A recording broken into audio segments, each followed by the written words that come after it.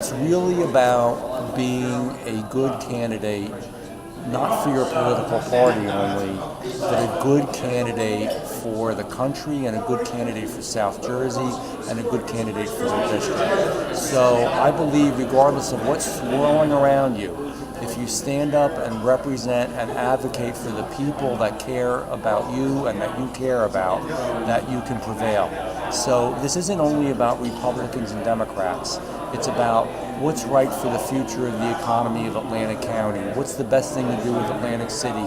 How do we make sure that there's more job employment in Cape May County? What do we do about the nuclear plant in Salem County? What do we do about jobs in farming in Salem County? How do we make sure that Gloucester County increases and grows even more? How do we take care of the communities that are so invested in the fishing industry, which is one of the largest industries in the state of New Jersey?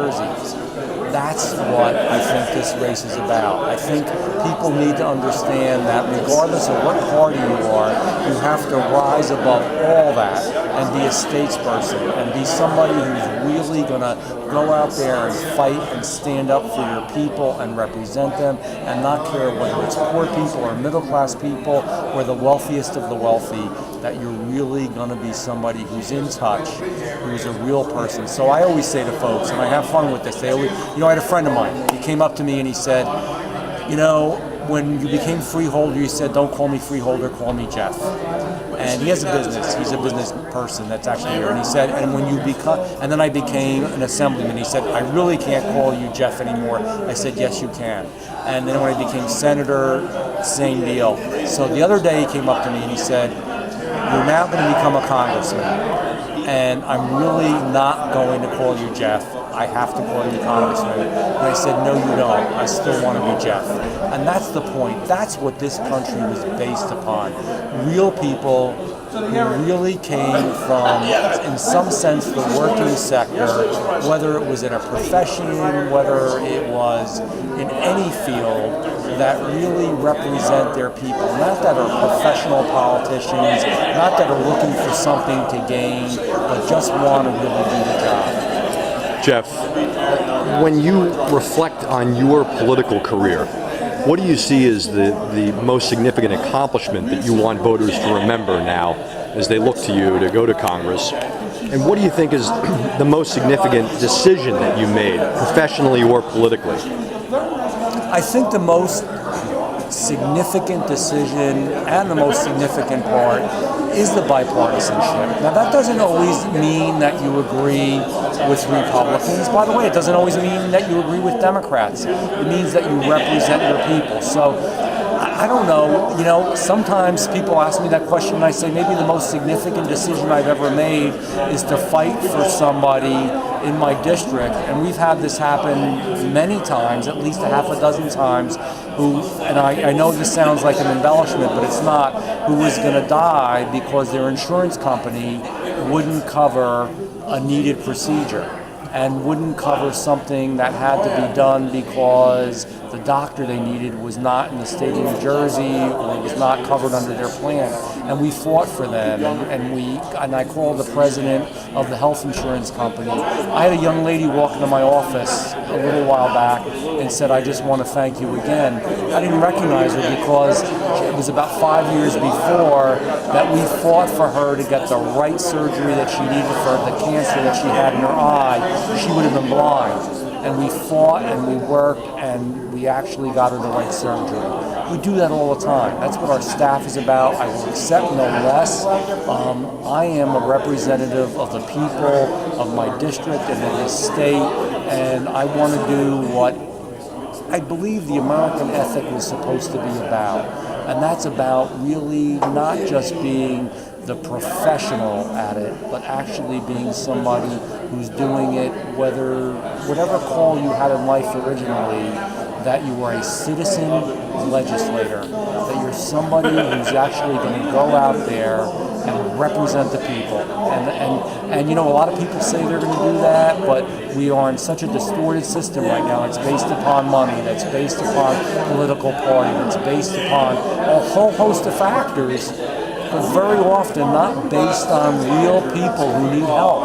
So the greatest decision I had, I think, in my life is to help those people and to really stand up for them.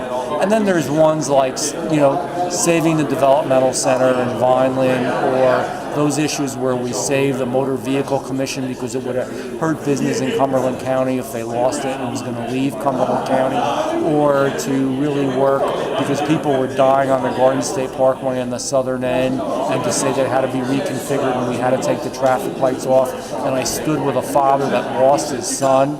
And how can you lose your son and not stand with somebody and say, we're going to change this, we're going to make it better? And for 50 years it wasn't changed, and we did change it. So I guess the ultimate answer is to believe that you can always change something, to believe that you can always make it better, to believe that you should fight for your people and stand up for your people, and to believe that you can always learn and do better by listening to the people. So I want to be the people's congressperson. Jeff, not to look beyond the primary, but the Republican who appears to be coalescing the most support, at least organizational support for the 8 counties, prides himself on being a big Trump guy. And there are people in his party in the primary who are opposing him on that score. What to you is the most worrisome leadership point of this presidency? What will you be? I think the most worrisome point of it is that, and I believe that whether you're in Congress or the U.S. Senate or the President, I want people and children, even kids, to look up and say, their congressman is somebody that's special, somebody they can be proud of, somebody that they can really feel something in their heart and say, you know what, that's somebody that I admire. Whomever it is, Republican or Democrat, I believe that a president and a U.S. senator should also represent that as well. So sometimes the president goes off on tangents on Twitter or whatever, particularly on Twitter, that I don't believe do him good service. And I don't think that is something that really helps him or helps the country. On the other hand, guess what? When I'm there, if he's wrong, nobody's going to stand up and say he's wrong. If he's hurting my district and my people, if he's hurting farming or tourism or the ocean or whatever it may be, I'm going to stand up and say that's wrong. But I am also going to agree with him when he's right about the VA, that we need to do better in the VA, that we need to have a system where veterans can go to their local doctor or their local dentist or their local therapist and get the help that they need, that we have fallen short in the way that we treat our veterans. He's not wrong on that. So I will stand up again what's right for the people that work and live and trudge through daily life every day in this state and in this country and in my district. And last question, what was the election in your history that you learned the most from? You know the answer to that. I've run in 16 elections. I started out, the only thing I ever learned about politics, and the only connection I had in my family, I didn't come from a wealthy family that had a lot of connect and said, boy, we can usher you right into a political field. In fact, my mom and dad were wonderful people. We had some pretty rough times when I was a kid growing up. And I think the thing that I learned the most, and it's really good for you once in a while, I've run in 16 elections, I lost one. And the one that I lost, I called my opponents and congratulated them because they won. I went out to all my people who supported me, and I barely lost. It was by a tiny percentage, and I'll tell you why I lost real quickly. And I went to them and said, do not worry, we're going to come back. But right now, our job is to help the people who won. And some people didn't understand that. And the last part of it is I lost because I said I'll never allow my campaign to ever say anything in any way negative about my opponent. And I still try to avoid that as much as I can. However, if somebody really beats me up badly, and they did in that election that I lost, and it was not a truth, it was an untruth, and I've learned that sometimes you have to stand